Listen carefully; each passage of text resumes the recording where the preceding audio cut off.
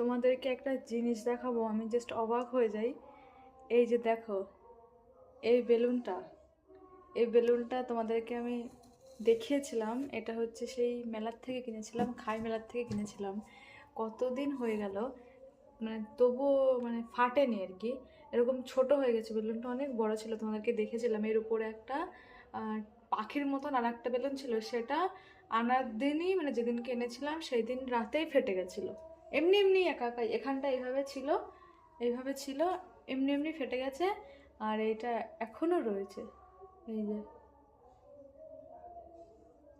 আসলে আমার মনে হয় এটা না এইভাবে রাখা ছিল বলে ফাটেনি, মানে খেলা করলে এটা নিয়ে তাহলে হয়তো ফেটে যেত এতদিন।